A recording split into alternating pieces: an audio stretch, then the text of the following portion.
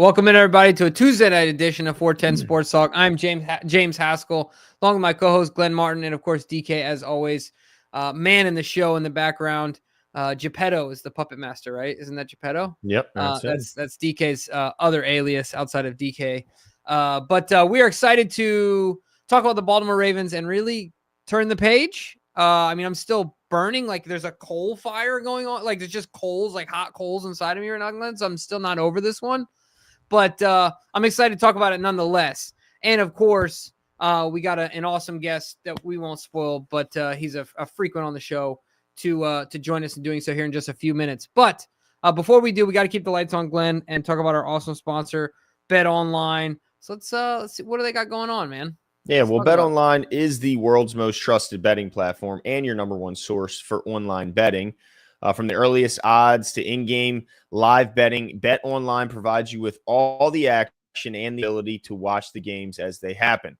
With the largest selection of odds on everything from NFL to NBA, college basketball, NHL, UFC, and MMA, head to BetOnline today to get in on the action with America's most trusted betting platform for online wagering. BetOnline, the game starts here. And Jimbo, yeah, I mean, they talk about this being a week-to-week league, and man, does it feels like that from just like an emotional standpoint. It's like the highs and lows. I mean, you're riding the high off some big wins, and then, man, it felt like an awfully low this loss to the Steelers. And part of it is because it kind of felt like the same old story again. But man, I wonder if maybe it's just that we're kind of caught up in the emotions, and that maybe we should be a little bit more optimistic with some of the things we saw out there, particularly what we saw on the defensive side of the ball, the willingness to make changes and to see those changes kind of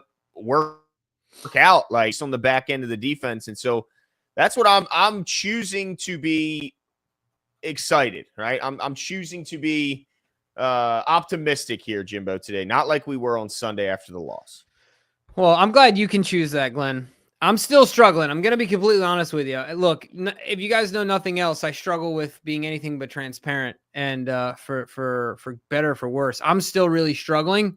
Mainly because I understand all your points with logic. This is where I'm at. This is what I've decided I'm at. Sometimes I tell my son to stop doing something, and I know he's got like 3 more chances to do it until I actually get really, heated. But when I tell him, Henry, this is your last and final warning. After that, it's over. And if he does it again, I'm then emotionless, right? He can cry. He can do whatever he wants because I know I gave him a long enough leash. Right. This is you, dude. Yeah, like, I don't feel bad about this. Right. I don't feel like I'm over-parenting, whatever, right? Like, that's where I'm at right now. Not like my fandom, right? Like, my fandom is to the death. That's just kind of what I believe. But as far as my confidence and belief in this year's football team. Oh, no. Jimbo, stop. As far as like being true Super Bowl contenders, if you can't, like if we turn around and we lose to the Steelers again in a similar fashion, what am I supposed to believe? Well, now that will be a different story. You know what I mean? What am I supposed to believe?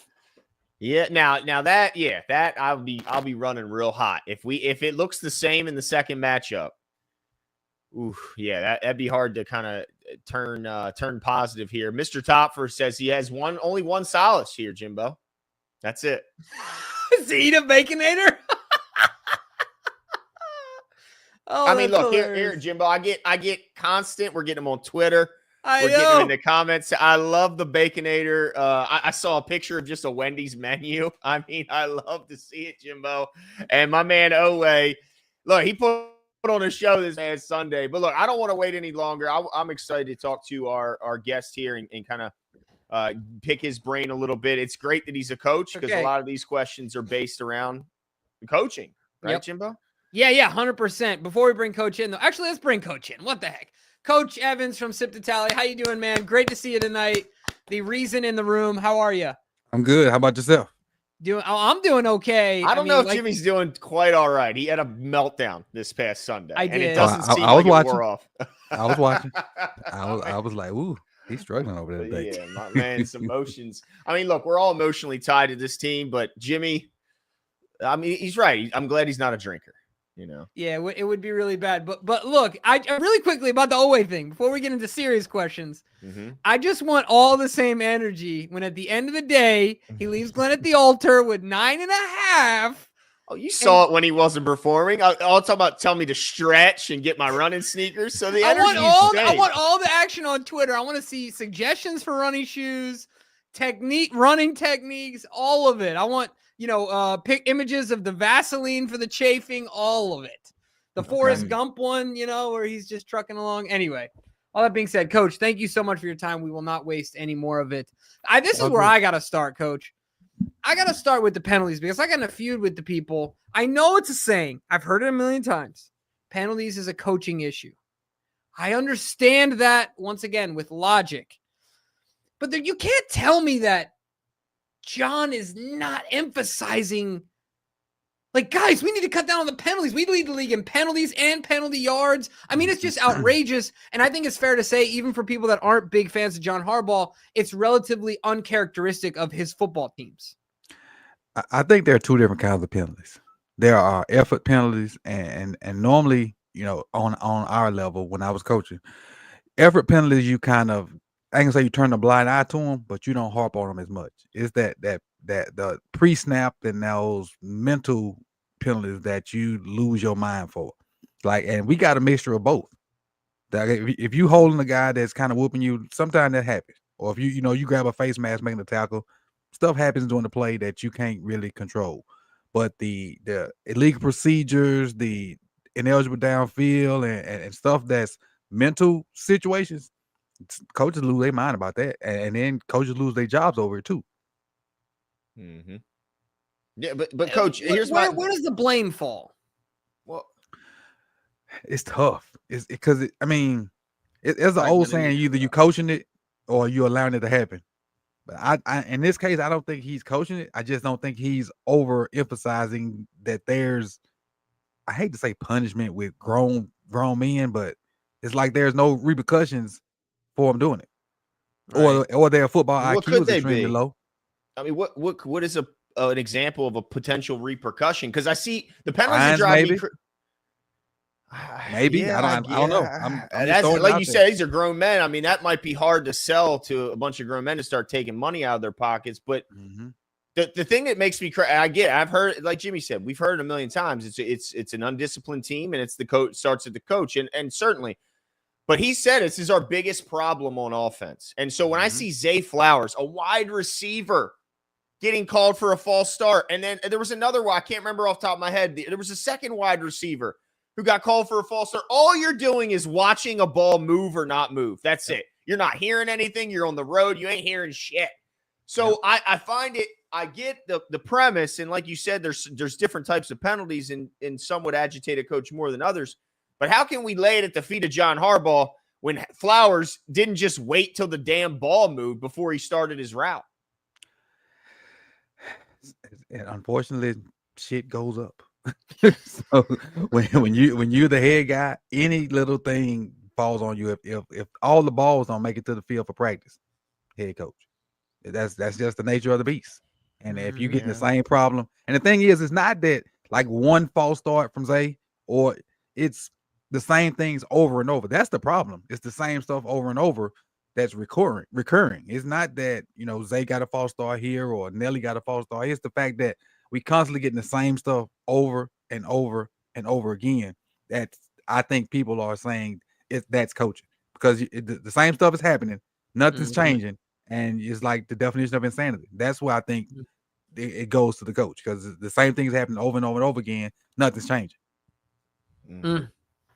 It's frustrating, man. But they're clearing away the worst team. Like, it's not close. 10 more penalties, than the second place team in the Tennessee Titans. I mean, it's not even close. And some you could argue, certainly, if you looked at every penalty, you could argue some that maybe were unfair, but you can't be 10 worse than second. Like, that is just god awful bad. And you kill every drive. I mean, every drive. If you look at every drive that ended poorly, there was a penalty somewhere in that drive. Definitely. And that kind of preludes to the people talking about the usage of Derrick Henry. Like, I know Derrick Henry can catch, I know he can block. Mm-hmm. Why are we taking him out just because it's second and long or first and long? Because you never know when he break one. You never know. You never know. We got certain plays for Justice Hill. Justice Hill gonna run the swing route. He gonna run the draw, and he gonna block. So as a sometimes football watcher, not even like, and the guys that they play against on a daily basis, and even Tomlin said it. When Justice Hill in the game, he got 3-4 things he do. We know what them 3-4 things is. Like they practice the real route that Peyton got the interception on. Tomlin spoke on that. Because we so personnel dominant that we just won't let all the guys do everything. Yeah, it's frustrating, man. It's super frustrating. But look, penalties are just part of the issue here. I think the bulk of the frustration from Ravens fans is that it seems like we look like a completely different team when we play two organizations. We play the Steelers and the Chiefs. We look like we're outsmarted, outcoached, outmanned at times. But yet when we play every other team, it looks like the exact opposite. Coach, how the hell does that happen? Like, how does one coach seemingly have a great coach like John Harbaugh? Look at his record. Look what he's done in this league. It's unbelievable. How does those two guys seem to have his number, and how does that work? If I'm not mistaken, John worked for Andy in Philadelphia, if I'm not mistaken. And so, and I could give you something one off and say Andy got John's number, but I think it's just Andy's just a better overall coach from the personal relationships with the players, the ability to draw up stuff offensively and help whoever the offensive coordinator is, because they could keep switching coordinators. They still gonna do what they do because Andy is the main guy, with the thing over there, with the pad. With Tomlin, they can change defensive coordinators and change whatever, but Tomlin's a defensive guy. They're gonna run what they run on defense. They're gonna play a certain way. So offense for Kansas City, defense for Pittsburgh. For us, John's a special teams guy, and now special teams starting to fail. So is he helping Todd? I'm sure there's some input, but offense ain't a specialty. Is he helping or probably more than Todd, but defense is not a specialty. So they work in ways that John don't. And not to say he don't know offense or defense because he's a head coach. So I'd be, being silly if I say he didn't, but Andy's is a offensive mastermind. Tomlin is probably one of the best players, coach motivators in the league right now. And I hate the Steelers, but I like Tomlin. And that says a lot from a team that I can't stand. Like I despise the Steelers, but I like Tomlin. Because the way he works with his players. Yeah. But I don't know, Coach. I'm not a big fan of because he coached special teams. He's a special teams guy. And he's been in ball his whole life. He knows every, he coached special teams for 1 year. He's a DB. He coached DBs. Like, I don't like the whole, because that's what a lot of fans do. They try and take credibility away from Harbaugh because he's never called plays. Tomlin don't call plays, Has he ever? Who, Tomlin? Yeah. Not with the Steelers. No, I'm just saying. I don't think so. I've never heard of him. Well, was he a secondary coach with the Vikings or was he a DC? Secondary. I've never heard of him as a play caller, but he may not have. That was a legit question. He may not have. But we know for a fact Andy has. Oh yeah. On multiple levels. Oh yeah. No, so I think he just has a better relationship. And not to say John don't have a good relationship with the players, but I just see little things that Tomlin do. And I put myself would I want to play for a guy that does some of those things. And that's kind of why I like him because, like he jumped in the receiver huddle and talked about playmakers and what he wanted to do and what they need to do. They ain't got but one damn playmaker over there receiver. But he gave all that whole group life. Yeah. The one thing to defend John, and we'll move on from this. I think the one thing that look, I'm not in the mood to defend John, right? Like we just lost. But I do have to say, as far as like developing a player in through training camp and years. If you look at guys that we've developed over the years, Steelers, Chiefs have done the same thing, but I think John does do a really good job from a coaching and a technique and an improvement of a player perspective. I think he does a really good job at improving his players and helping develop them. That being said, I agree with everything you're saying. It's a struggle bus right now. And we are on it. John is driving it. But I think all of that, you guys will both agree, it's because we have high expectations. Like ultimately, this is one loss. We're 7-4. We have a 90% chance of making the playoffs, but still, like we expect more, right? I think most of us don't give a rat's patootie about these regular season games. As long as we get to the playoffs, that's when that's when we gonna lock in as a fan base. Yep. Because we know what we've done during the regular season for the past 3 or 4 years, and honestly, we don't care about the regular season. Yep. We want to be playing a certain way when January comes, and if it ain't championship related, a lot of us don't care about it. If the moves we make ain't to win the championship, we don't give. You know what? It's championship or nothing, and that is because we got them high expectations. If we was the Cowboys, who cares? Yeah, well, yeah, they somehow still dominate the national airways. Put that back up real quick because I did want to point that. I did want to read it. No Muck You says it's crazy because I remember Monken having people running laps in the preseason for penalties. Yeah, I do remember them talking about that during training camp. Maybe the laps need to come back. Something needs to happen because 95 penalties in this early in the season is absolutely insane. But I like what you said there, Coach, because while these are glimpses of what could potentially happen in the playoffs, it really matters what actually happens in the playoffs. And we've seen opportunities where the Ravens have looked dominant against a bunch of playoff teams in the regular season, only to fall short and come up short. I think the worry is that it's the Steelers and the Chiefs, two teams that have knocked us out before.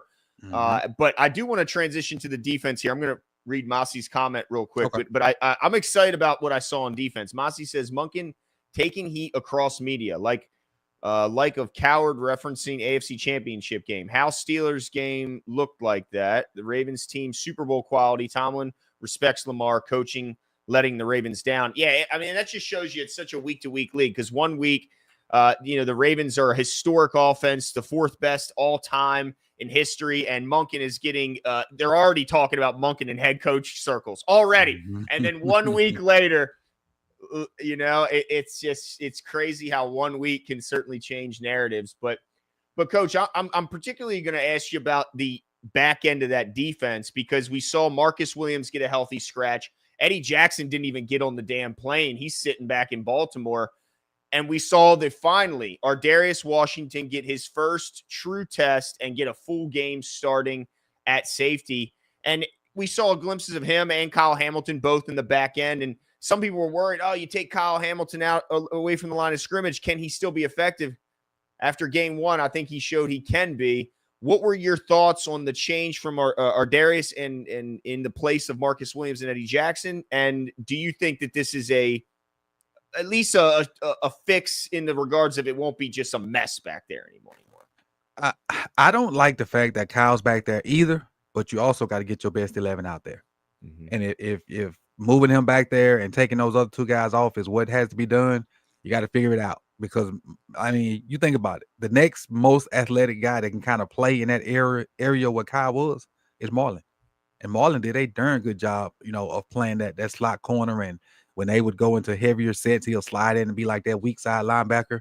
And so, and to me, Marlon is playing lights out.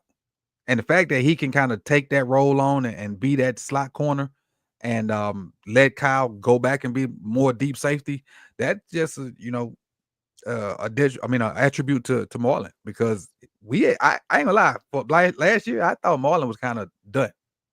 I thought he was kind of done, but this year he's came back and shut my mouth and is playing lights out. And I think he got the 2nd most picks, and then his physicality. Like if you go and look at some of those runs, Marlo in there striking folks. He ain't playing this soft cornerback. Marlo is almost like a strong safety / linebacker playing, and then with the ability to go cover. This is the Marlo this was all pro Marlo that's showing back up. That's what I was about to say. I couldn't agree with you. I couldn't agree with you anymore, Coach. One thing is I was going to ask you about Kyle. I know you mentioned you don't like him back there, but does it seem to make to me, I felt like things got a little more predictable. While there was improvement, and that like now if you saw Kyle in the box, you know what I mean? It made things less. The deception seemed to be less, right? Because he was spending less time up there. So the few times he was up there, you knew he was coming because he wanted to make an impact, right? Right. But yeah, to Glenn's point, are you overall optimistic about the performance of those two guys and overall the secondary and the defense and their ability to look? They kept them out of the end zone. Like, do you take anything from that? And do you continue to play Ardarius and Kyle in that same way moving forward now that you've seen that improvement if you're making the decisions? While what they did was an improvement, and I'm pleased with the improvement, the Steelers offensively are almost one trick pony.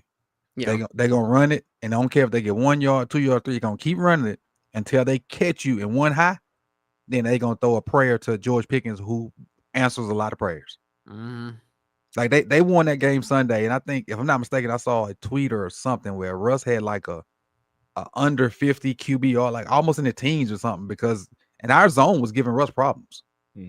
Like we was taking away that first read, and he started getting happy feet, and it's an issue. So he got to the point where he just wanted to throw it up, and because they got Pickens and now they got Mike on the other side, they really just trying to run the ball and hopefully get you on one high and throw a moon ball to Pickens or to Williams, and hopefully they can run on you because they got them two guys back there. Most people play two safeties and they try to run on you, but if you can stop the run out of what we did, and for the most part, I think we held the run okay. They got 104 yards. I'm looking at something like that. Other than the Justin Fields runs, you can beat them, and we should have beat them.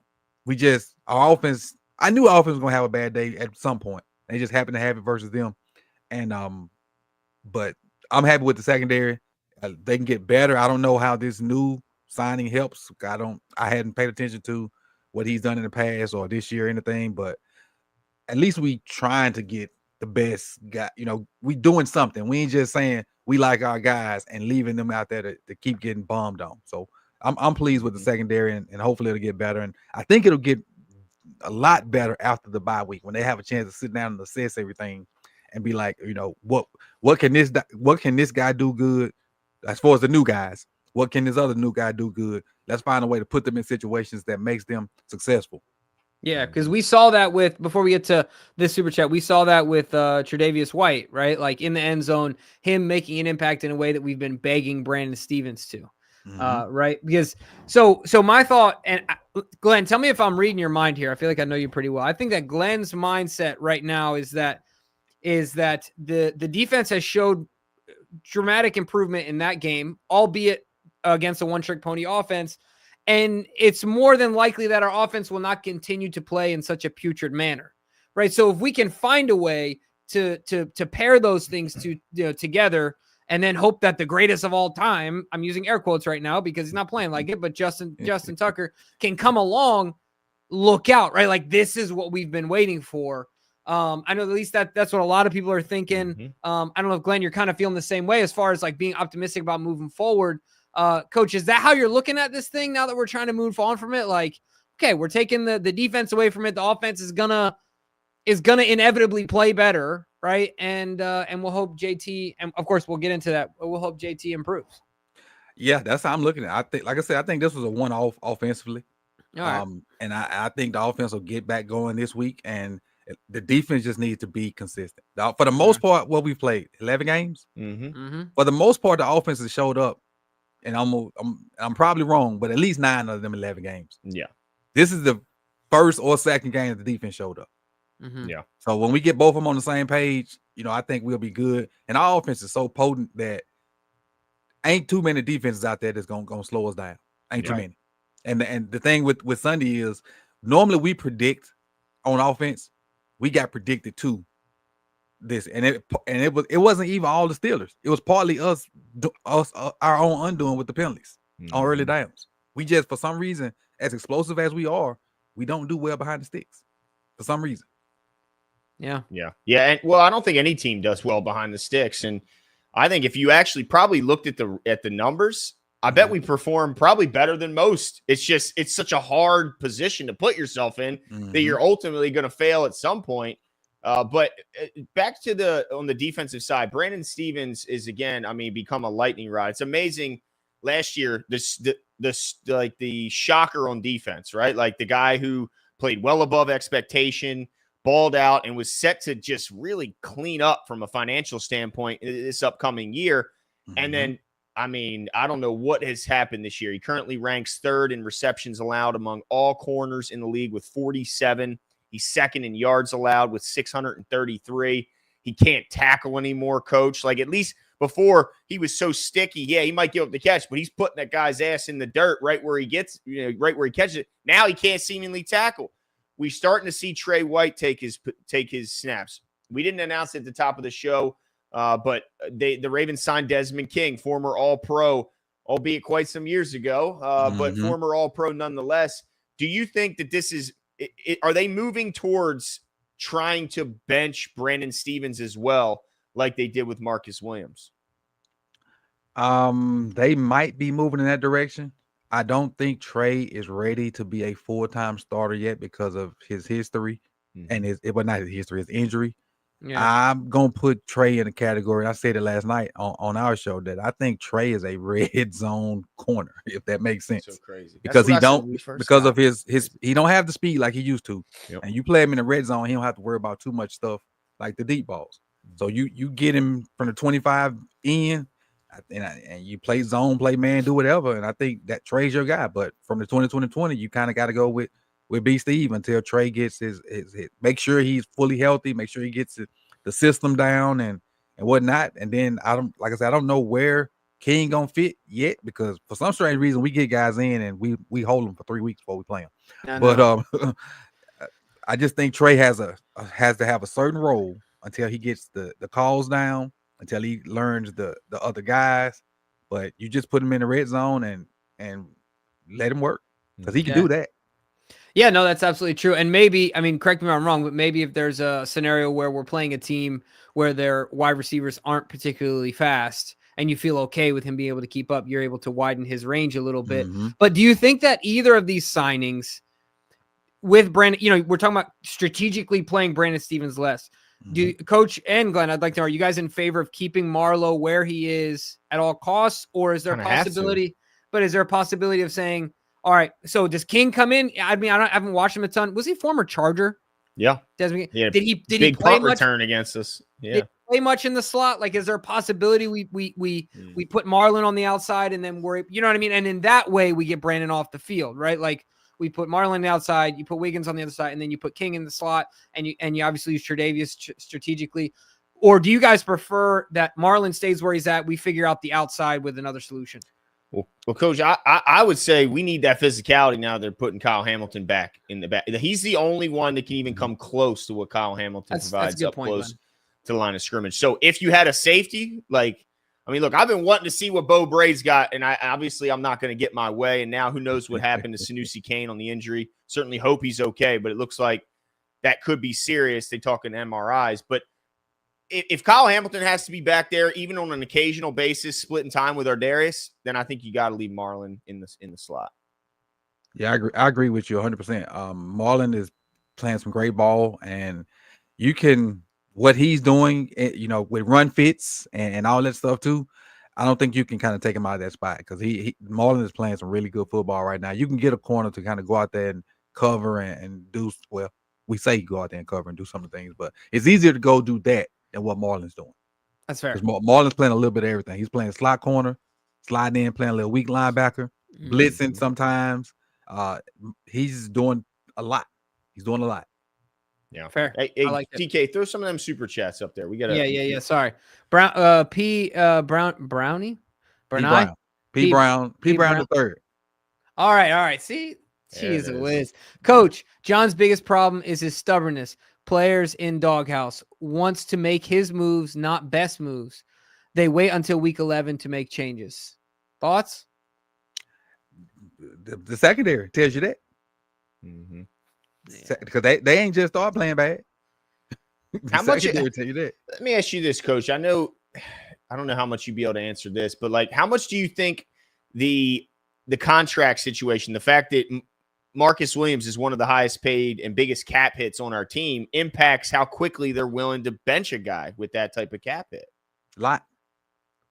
Just think about it. The same reason Cleveland kept throwing Deshaun Saracef out there, because they had to. Because we pay you this money, we need something out of you. So that's why Marcus got all this leeway. So if he was, if all things were equal, and his paycheck looked the same as Ardarius and Bo Braid, how Get Ben out quickly? of there. Yeah.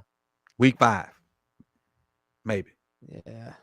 Ugh, might not have made the Honestly, team. Marcus played better with one arm than he playing with two.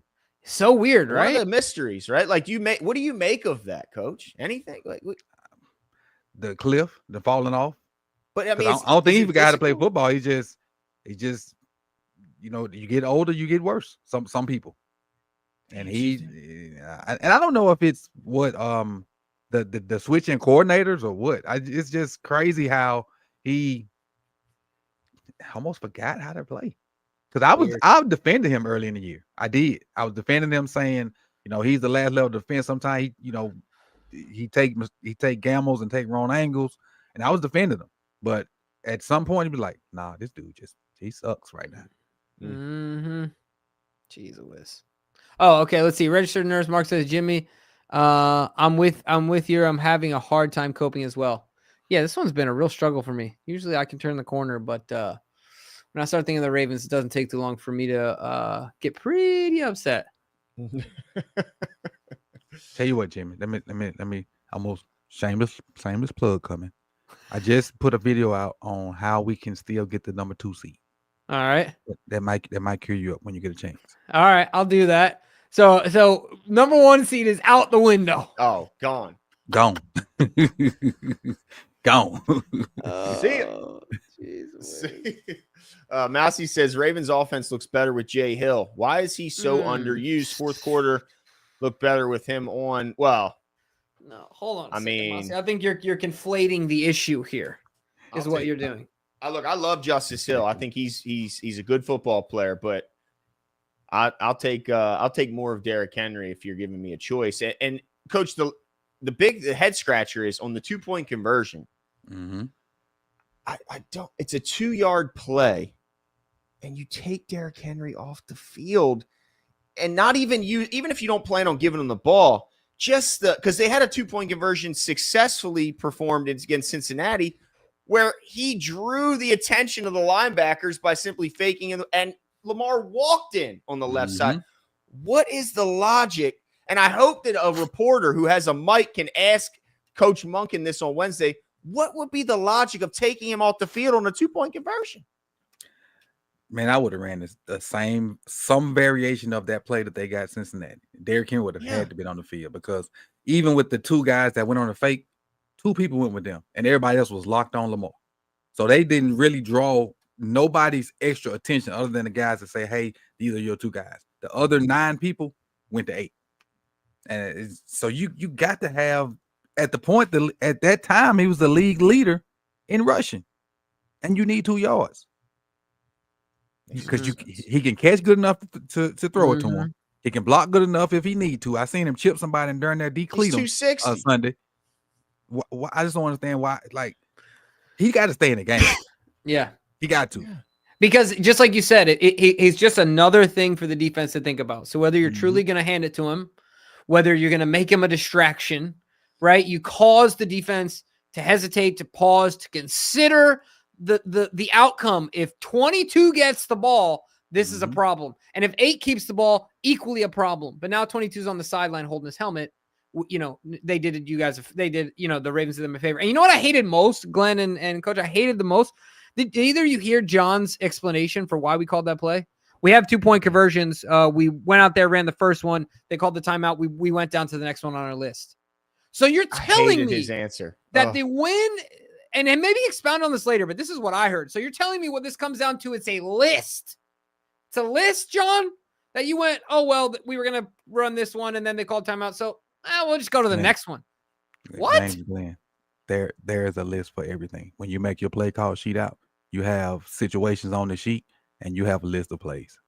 I wish I had one here. No. I guess I understand you do have that. And 2-point plays are on there, and you have them kind of 1 But through if your 7 or whatever. second play has no Derrick Henry on the field, then cross that shit off the list. That's what I mean. It's like context matters. You know what I'm saying? Like that seems to be the 2-point conversion play when Lamar needs some stats and we're up by a couple touchdowns. But was he on the field for the play they called the timeout?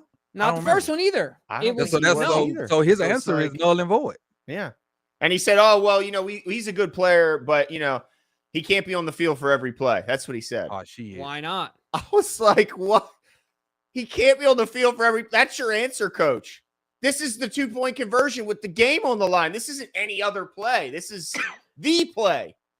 I have a question for you guys. That's what I mean. Like, context matters, right, Coach? Why isn't 34 getting any spin? Yeah. Yeah, I don't understand that either. His answer to that was, well, Derrick Henry only had 12 carries, so that was his answer, Coach. Okay. Oh, he was asked that? Oh, yeah, he was asked that. He was asked that direct question. He said, well, we got a lot of good players. Derrick Henry only had 12 carries, so we'd like to get him more too, but, that was his answer, Coach. They did dominate time possession. I will give them that. They ran 20 more plays than us. We ran 54, they ran 74, and they won time possession by, I think, 13 minutes. So there's a little legitimacy to that, because if we don't turn the ball over, that's probably We only had like closer. 50 plays. 54 to be exact. Okay. They had 74. And when you approach 80, it's tough for your defense to hold people down, and they playing 80 snaps. That's a lot in the NFL. You want to try to keep it around 60. You get anything over 70, you pushing your defense to be gassed, especially the defensive linemen. Mm-hmm. Mm-hmm. See, but you guys got me coming around a little bit, though. This is what I'm starting to feel like now. Look, this was PQ and Deshaun Elliott's Super Bowl, man. Emotional Super Bowl. Oh, it definitely was. Look, they peaked too soon. Let me tell you what. There was a poor old man. This poor man. He was doing so good until we hit the half marathon mark. And I have a picture where he's behind me in his face. He's like this.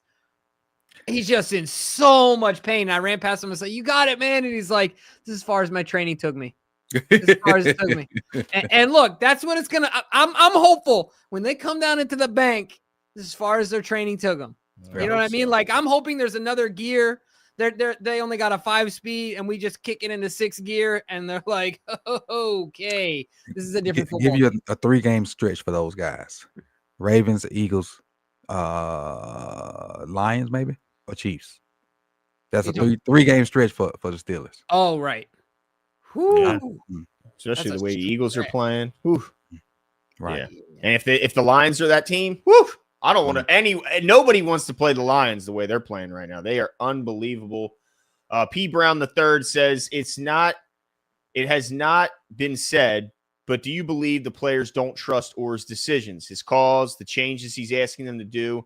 Saw confusion early. Well, I mean, I guess there's got to be a level of distrust when you see the performances that are being put out there. I can't imagine that his players are like, "Oh wow, we got the best guy." But I will say that at least to the media, Marlon, being a leader in that room, is taking the blame on his shoulders and the shoulders of his teammates, not placing the blame on on Zach Orr's shoulders. He's saying it's on him and it's on his teammates. So he's saying the right things, but there's got to be some internal, at least second guessing, I would say. What I like about that is early in the season, there seemed to be communication issues. And that's when I thought they weren't buying into what he was selling. I didn't see those same communication issues Sunday. Yeah. Maybe we played less exotic stuff and guys knew what to do, or maybe they just finally picking the crap up. One of the two happened Sunday. And moving Kyle back there helps. I kind of wish if Rowe don't play, I kind of wish Kyle would be the green dot person. And maybe even keep the green dot when Rowe come back. But it's either they're fixing the communication issues or they're playing simpler, and it worked. But it also could be the Steelers don't do nothing exotic on offense too. It could be one of those 3 things. But I want to think that they're finally getting the communication stuff together and they can play faster. They ain't thinking as much because that communication stuff is just wondering what I got when they call this and somebody that ran past you. Or you got 2 people in the flats and nobody covering the deep middle. That's what the communication issues happen because they play hard. They play hard. They just be in the wrong spots at times on defense. And having Travis back helps.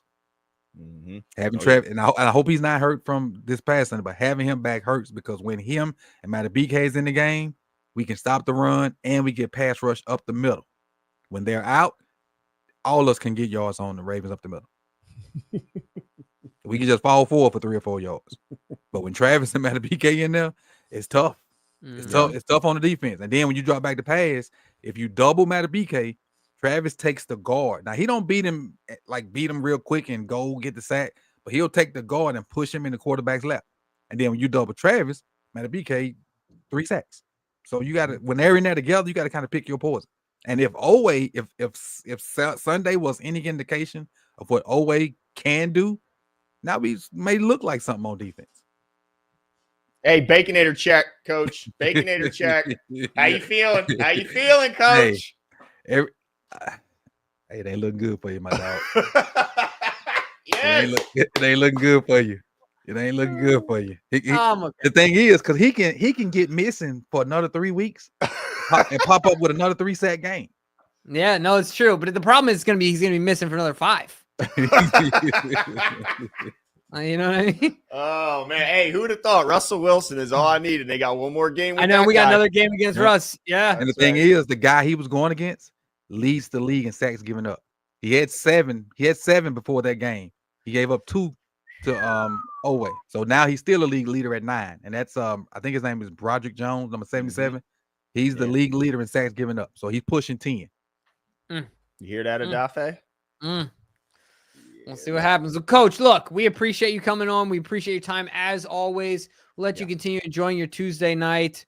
Thank you so much. I'll make sure to go check out your video on how the Ravens, of course, can still get the 2nd seed. Make sure all of you watching do the same. Coach, why don't you let folks know where they can find all your stuff, where they can follow you so they can sound more intelligent during Thanksgiving when talking football. Okay, you can find me on Twitter at X or whatever it's called at Coach Evans 9, and on all other platforms that's YouTube, TikTok, Instagram, Blue Sky at Sip the Tally. All right, let's Coach, go. thanks so much for joining us. Have a good one. I appreciate y'all. See ya. Man, this is a big. I tell you, the Harbaugh Bowl coming up this Monday, man. It's crazy because when he was talking about he feels it might just relate or get through to his somehow connect with his players better. The first person I thought of was Jim Harbaugh, because I've been watching all these locker room videos and pregame warm up videos with behind the scenes of Jim, and man, dude, Jim is power high fiving everyone who's got it better than us, and he's hitting the pads on Herbert and catching passes and cussing himself out when he drops them. Like that, I will say that, but I think John does a pretty good job of certainly capturing the attention and relating to his players. I think he does a pretty good job. But yeah, you're talking about Coach Tomlin's one of the best of the best. Yeah, no, for sure. But Glenn, look, I am turning the page. I am starting to anyway. I'm attempting to. I'm doing ready to turn the page. You know what I mean? Getting there. What are your? I know we got our preview show, but what are your early thoughts on, first of all, the reunion, the many time over reunion on all the former Ravens that are going to be playing against their former organization? I mean, there's so many. Yeah. Well, I think that's going to be to the detriment of the Chargers. I think that's while there's a lot of known, there's a lot of known strategy amongst both sides. I think it's to the detriment of the Chargers, specifically because their offense is run by Greg Roman, right? Like, we know this offense better than anyone, and I don't think that they are as prepared for a Monken-led offense as we are for a Roman-led offense. Good point. Albeit, I mean, Justin Herbert is just an absolute monster. So that's going to be a problem in and of itself. But I feel good if you're telling me that, just name their wide receivers. And look, he's had some games where it's weird. He's had some games where he's really aired it out well. Other games where obviously they've leaned on the run. We know what they will do. But I think if we can stop the run, which is hard to do against any Greg Roman-led offense, I think it becomes problematic for them. So I feel good about us. And we're in LA, huh? We're traveling out to LA. I believe so, yeah. Correct, yeah. Yeah, so that's going to be interesting. But it's a Monday night game at least. Yeah, Monday night game. But I mean, right now I feel optimistic about it, feeling good about it. Plus, these Ravens are pissed. I love that Stackhouse in the chat. Who knows this offense better than us? Nobody. I love that. I love that. Yes. That's good. And look, shout out to C Stackhouse for being a member of the community. DK posted his new musings video today. So go make sure you guys check it out. He's been killing it there. We know you guys are enjoying the member stuff. Oh, also, Glenn, I don't know if you noticed, 10,000 subs, baby. Thank you guys Congratulations, so much. man. Let's Yes. go. Thank dude. you all. Thank you all. Continuing to build this community. It's Yes. awesome. And then, Thank of course, thank you especially to you, Jimmy, and to you, DK. Yes. I mean, the amount of hours you guys put in to make this something that we can do together is awesome. You guys are a big part of my social life. On top of that, two good friends of mine. So on top of being, someone we do the show with, but also just being, good friends and, people I can count on. So thank you guys. Thank you to all who watch us, pay attention. 10,000, man. Dude, how crazy is it, Glenn? Like, we didn't start with any experience. We had snowball mics. We were sharing a mic for our Zoom interviews back in the day. Like, we've come a long way. Look, we didn't come from a media background. We didn't come from whatever you want. We just picked this thing up and said, let's roll with it. DK came along for the ride, and man, it's been a lot of fun. And we appreciate you guys more than anything for showing up and hanging out with us and enjoying the ride as well. So hopefully many more, but thank you so much for the support. Super grateful for it. Glenn, you got any other stuff you want to get through before we Well, Living Legend said it right there. I mean, I'm a big Jersey Mike's sub fan, and we got more subs than Jersey Mike's. Let's go. Dude, let me tell you what, if I could have any sub right now, the chicken cheesesteak from Jersey Mike's with this, I think it's like the Southwest, I don't know. It's like a Southwest ranch sauce or something. It's like sounds good. Yeah, dude. I love the pepper jack. Oh yeah. Okay. I like that. Yeah, dude. In my days, Glenn, right after college, I think I was pretty depressed because I hated two subs, couldn't you? Dude, I hated my job. So every day at lunch, I would go to Jersey Mike's, get a hot sub and a cold sub, sit in my car and watch First Take, and eat both of them. Both of them. It's crazy, bro. Dude, both of them. I mean, I've been doing the 2 sub thing since forever, right? Like that's but it was a desk job, so. Oh yeah, you old thick Jimmy over there. Yeah, it was a fire hydrant back then. Oh yeah. But yeah, thank you guys for real. Yes. This is awesome. We're happy to do it, but I think that's it for us tonight. We will certainly be back later in the week to get you prepared for the Chargers game. It's one of those things. Like, I love Monday nights, but I hate Monday nights. It's a love-hate relationship. You got to wait so long, but once it gets there, man, I just hope it goes well. It's going to be an exciting matchup. But that's it for us tonight, folks. Have a good night. We'll talk soon.